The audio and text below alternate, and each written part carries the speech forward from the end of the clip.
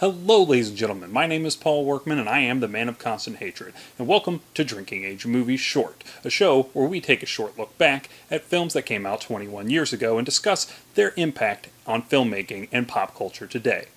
We're currently still in our look back from January to July, and this week we're saying happy 21st birthday to Godzilla, that was released May 20th, 1998.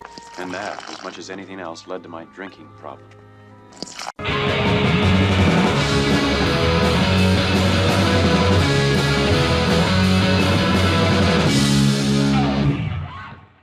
Before we jump into Godzilla, we're going to take a look at August 14th to see what was released against the Avengers, which is what we covered on Wednesday's podcast, in this week's Too Damn Short. Based on the Terry McMillan novel of the same name, this story centers around a 40-year-old career woman, played by Oscar nominee Angela Bassett, being convinced by her best friend, Oscar winner Whoopi Goldberg, to take a vacation to Jamaica. While there, she sparks a romance with a man 21 years her junior.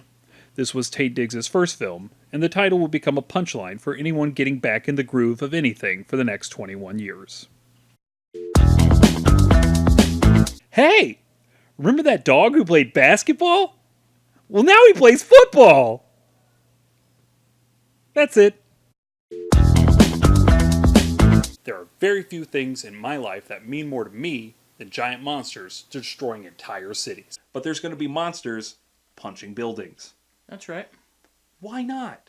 Yeah. Why not? Does everything have to be an Academy Award-winning film? If you just want to see some monsters punch buildings and throw tanks, you can get that. It's wonderful for that. I cannot be more excited for more monsters destroying more shit. When that giant monster was also an allegory for Japanese post-war radiation paranoia, it is the purest form of art. This was Toho's Godzilla in 1954. Director Ishiro Honda said that he didn't want Godzilla to just be another dinosaur or octopus, which was the original idea, because those creatures would be too easy to defeat. Instead, he wanted something that mirrored the strength of the atomic bomb, and so the creature was fitted with powers akin to that.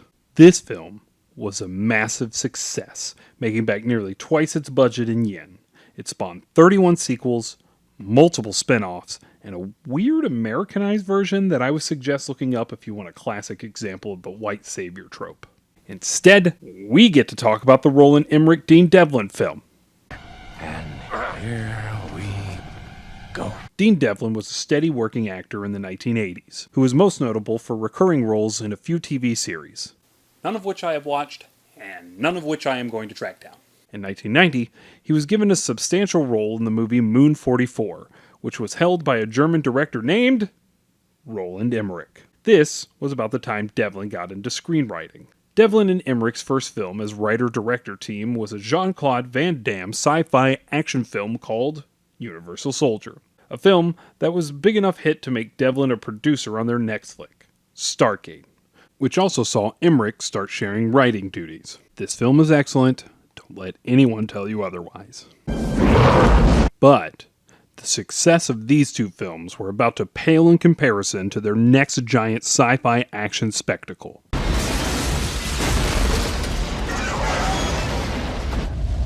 Oh yeah, that's right. This is the film that made all of the 1996 dollars, made Will Smith, a rapper-turned-sitcom actor, a bona fide A-list celebrity, and had the best damn rally speech in the history of film. Today, we celebrate our Independence Day. Independence Day cost an estimated $75 million and raked in over $800 worldwide. That was over $300 million more than the second-place film of 1996, Twister.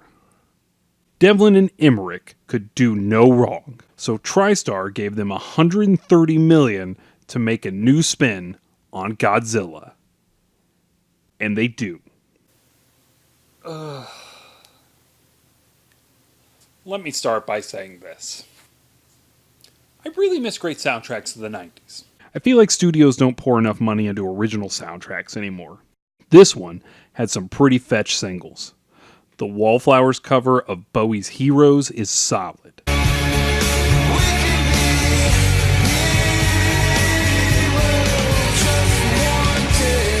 The Rage Against the Machine song, No Shelter, is a banger for sure.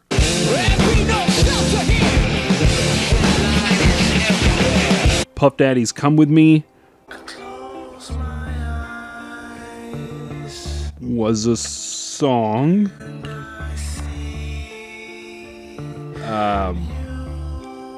that featured Jimmy Page. Saved.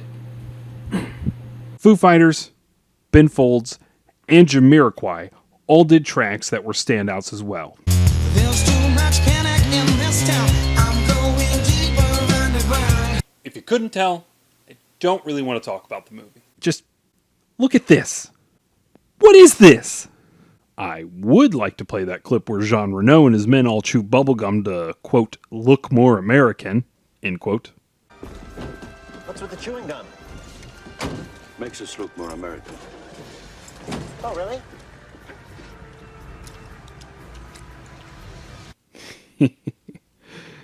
I wish that scene was in a better movie.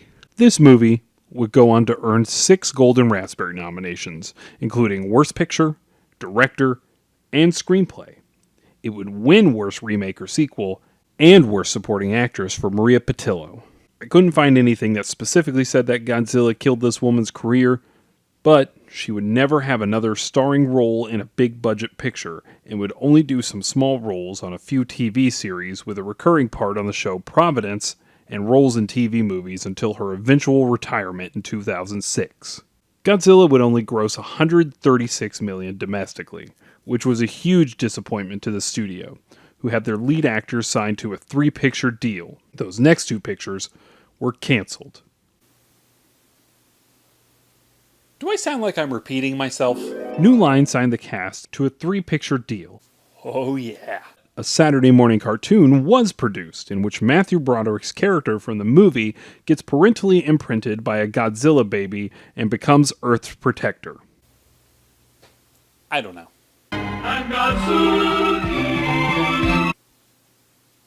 Well played. Toho was so mad about the film that they would only refer to this version of the character as Zilla, claiming that this film took the god out of Godzilla.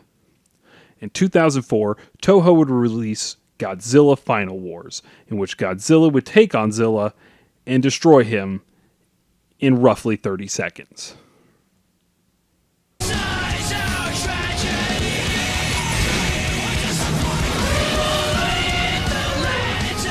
So that was Godzilla.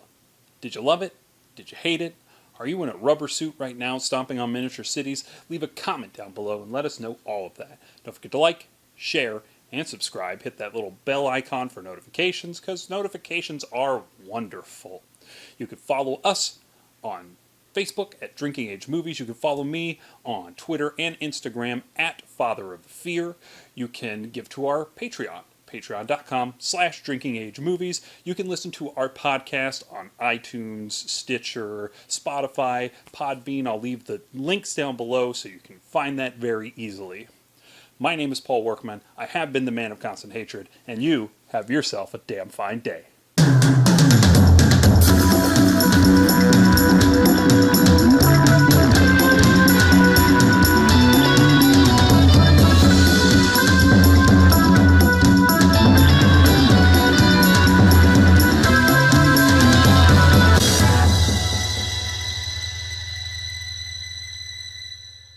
Ooh, yeah, brother.